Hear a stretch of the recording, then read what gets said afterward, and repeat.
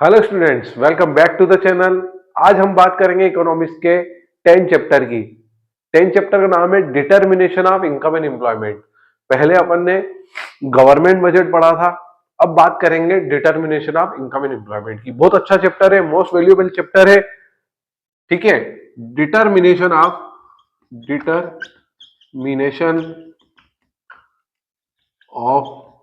Income and employment.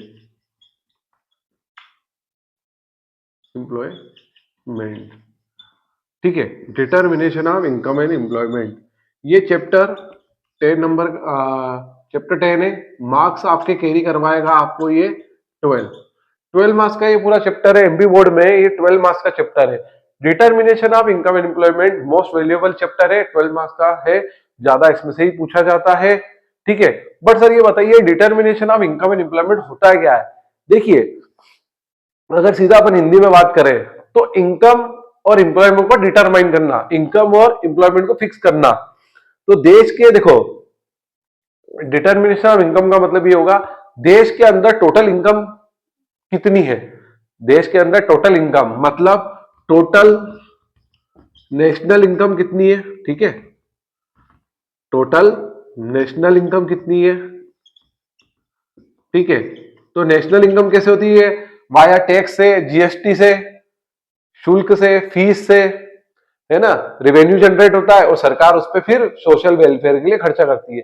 तो देश की टोटल इनकम, है ना, देश की टोटल इनकम नेशनल इनकम। ठीक है, और देश के अंदर एम्प्लॉयमेंट कैसे बढ़ेगा? देखो, ये एडी से और एएस से बढ़ेगा। किससे बढ़ेगा? एडी और एएस। सर ये एडी और एएस क्या होता है? देखो, एडी का मतलब होता है एग्रीगेट डिमांड। ठीक है, एग्रीगेट डिमांड। और एएस का मतलब होता है एग्रीगेट सप्लाई, है ना, एग्रीगेट सप्लाई। ठीक है, एग्रीगेट सप्लाई। ठीक है, एग्रीगेट डिमांड, एग्रीगेट सप्लाई।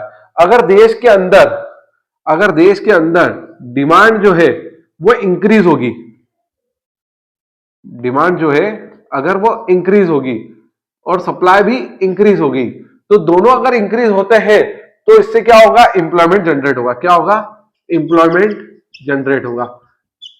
ठीक है, एम्प्लॉयमेंट जनरेट होगा मतलब डिमांड बढ़ेगी तो सप्लाई बढ़ेगी, मतलब प्रोडक्शन ज्यादा होगा। ठीक है, प्रोडक्शन ज्यादा होगा। अगर प्रोडक्शन ज्यादा होगा तो लोगों को क्या मिलेगा? एम्प्लॉयमेंट मिलेगा। क्या मिलेगा? लोगों को एम्प्लॉयमेंट मिलेगा। तो डिमांड ज्यादा होगी, ठीक है, तो सप्लाई ज्यादा होगी तो प्रोडक्शन ज्यादा होगा, प्रोडक्शन ज्यादा होगा तो एम्प्लॉयमेंट बढ़ेगा। अगर एम्प्लॉयमेंट बढ़ेगा, ठीक है, तो जो भी कंपनियां है, जो फर्म है, प्राइवेट हो या पब्लिकली हो, वो ज्यादा से ज्यादा रेवेन्यू सरकार के पास आएगा। सरकार के पास रेवेन्यू आएगा तो नेशनल इनकम देश की बढ़ेगी। तो इसी को ही कहते हैं determination of income and employment. एक सिंपल सी भाषा में बोले तो अगर डिमांड बढ़ेगी, सप्लाई बढ़ेगी, प्रोडक्शन ज्यादा होगा, लोगों को रोजगार मिलेगा, लोगों को रोजगार मिलेगा तो उनका लिविंग स्टैंडर्ड सुधरेगा और देश भी डेवलप होगा, क्योंकि वाया जीएसटी, शुल्क, फीस, रेवेन्यू जनरेट सरकार को होगा इनकम टैक्स के थ्रू। तो नेशनल इनकम बढ़ेगी। अगर नेशनल इनकम बढ़ेगी तो देश डेवलप होगा। सरकार के पास जो रेवेन्यू आएगा, वो रेवेन्यू आएगा वो सोशल वेलफेयर में खर्चा करेगी। ठीक है,